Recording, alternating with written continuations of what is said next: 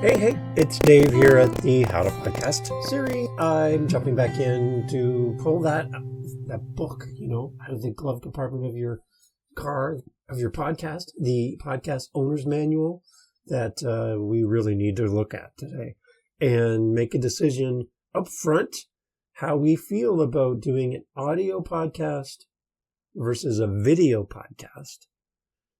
What the benefits are, what the differences are. Should we do both? Should we do one? Which is better? Okay, so we're going to look at audio versus video podcasting. Let's unpack this a little bit and kind of as we're planning out our podcast at the beginning, where should we be and what should we be doing? Here we go on the How to Podcast series. Here we go. So let's look at audio versus video. Should we do both? Is there an advantage, disadvantage? So there's a few things to think about as we kind of go through this, and I'll put all the information in the show notes that we're talking about, so you don't have to write this down, but you can take a look there. Again, thank you for checking out the How to Podcast series. I'm really excited. I had a few guests come on the show who have been listening to the podcast, which is amazing to speak to a listener. So if you would love to come on and chat about your podcast or your podcast questions, I'd love to have you on as a co-host on my podcast. That would be awesome. Go to the show notes and click the links and let me know. And let's get you on here. Let's talk about your podcast or your podcast idea. We can work on things together and help somebody else at the same time.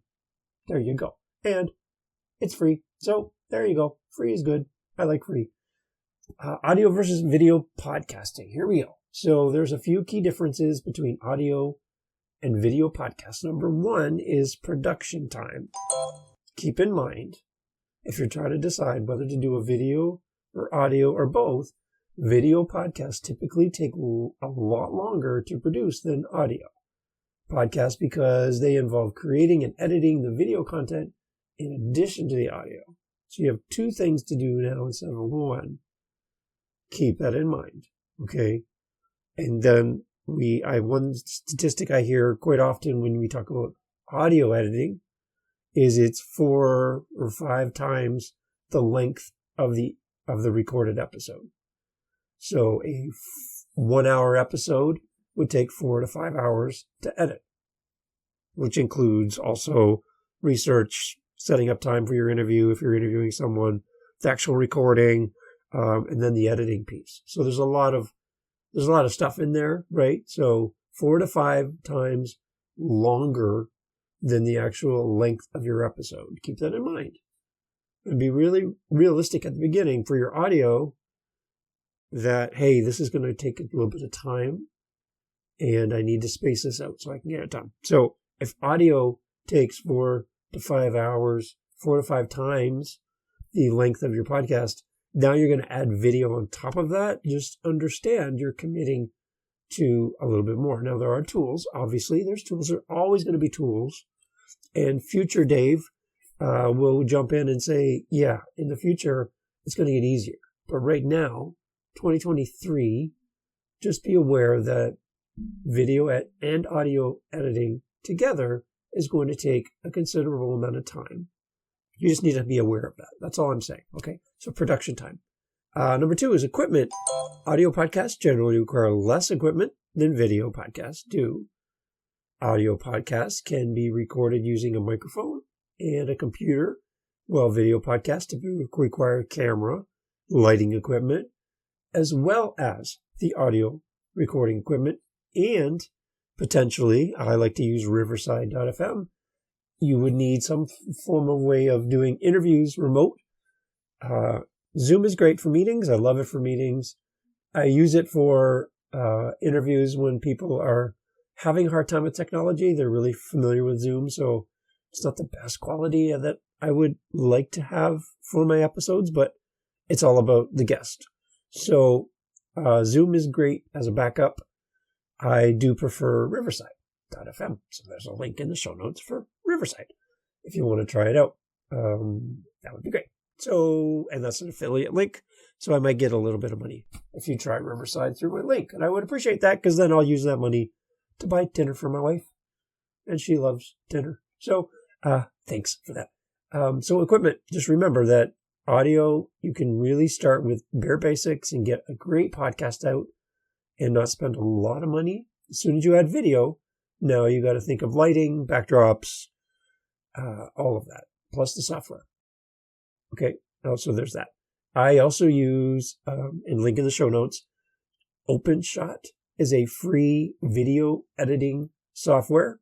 It's a little bit of a learning curve to start, but once you figure it out, it's really cool. And it gives you a lot of great editing tools. I use it in conjunction with Canva. So you can have a free Canva account, and that's great. Or you can upgrade and get a paid account, and that unlocks a lot of options for you. And Canva is great for adding words to your videos and editing and all that stuff. So I like Canva for that. So OpenShot and Canva work together really well. And that's kind of how I do my videos. So if you ever go to my YouTube channel, again, links in the show notes, you can see what I'm doing. And yeah, it's kind of fun. So that's part about equipment. Number 3 is distribution. Audio podcasts are typically distributed through podcast directories like Apple and Spotify and on. While video podcasts may also be distributed through platforms like YouTube, Vimeo. There's a few other places you can do video portion of your podcast. Spotify does have a video podcast component through Anchor. You have to have an account with Anchor to do this. And your RSS feed through Anchor going to Spotify will allow video podcasts on the app. And what happens to all the other places when you put a video podcast through Anchor onto Spotify, for all the other places that don't support video podcasting, they get the audio version. So it works. Win-win. And something different, something unique. Be unique, be different. It stands out. So that's the distribution part for video. Engagement. Number 4, some people find it easier to engage with audio podcasts while doing other activities, such as driving their car or at the gym. Well, video podcasts may require more attention and may be more suitable for watching at home or on a device with a larger screen. Just keep that in mind. I know for me, I actually use YouTube, and I hit play on the episode on YouTube, and I stick my phone in my pocket. And even if it's a video podcast, because I'm busy, I'm doing stuff, and I can still listen to the entire episode and not have to watch the screen at all. So there's that. You know, the engagement piece, it's relative to the person that's using it. Your YouTube is made for video. I understand that, made for video content. And we get around that by doing a static image post, which is a picture with the audio for your podcast attached. You can put those up. There's free tools for that. And it converts a YouTube thumbnail into an audio playable file. And then you just upload it, and that's what I do. So if you go to Living the Next Chapter, if you go to Living My Side Hustle, Upcycle Canada, they had a podcast series, which you're listening to. All these different podcasts that I do, I have the static image posts, which again is just an image with the audio attached. And then I also have, for many of my episodes, the video footage, which is the 2 talking heads interview. So that's another way. So go to truemediasolutions.ca and you'll see links to all of the podcasts, and then you can track down and see what I'm doing and see if any of that works for you and if you like it. If you have questions, ask me. I would love to help. And the last one is monetization. There are many different ways to monetize your podcast, but video podcasts may have more opportunities for revenue through ads or sponsorships, and YouTube has that kind of built in there. People expect it more than in an audio podcast. So it's another tool in your chest that you can use if you want to. So the few key differences between audio and video podcasts: production time, number 1. Number 2 is the equipment. Number 3 is the distribution, how this gets out to everyone. Engagement, number 4, and monetization. Make some money, right? If you want to. That's always there. Overall, the decision to produce an audio or video podcast will depend on your goals and your resources, and most importantly, your time. Both types of podcasts have their own unique benefits, and it can be an effective way to reach an audience. So let's go back to the very beginning. What are your goals for your podcast? What are your resources? What do you have for equipment? How much time do you have? And don't be stressed out by this. And make sure that you make good decisions at the beginning.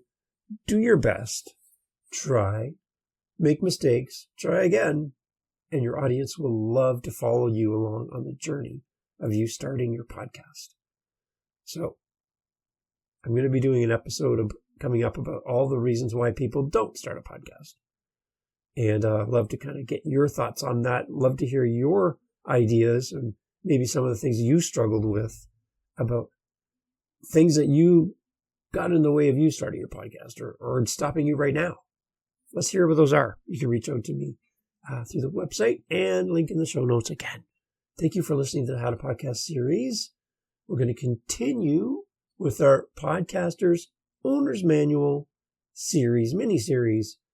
And we're going to be talking about creating a space to record your podcast. Just some basic ideas around the space in which you actually do your recording. And give you 5 things that you can keep in mind as you create a workable space to record your podcast. And that'll be coming up soon. So come back for that. I'd love to have you back. Okay? Thanks again. Links in the show notes. And we will see you soon. More great co-hosted episodes coming up as well here on the How to Podcast series. We'd love to hear your podcast. Talk soon. Take care. See you.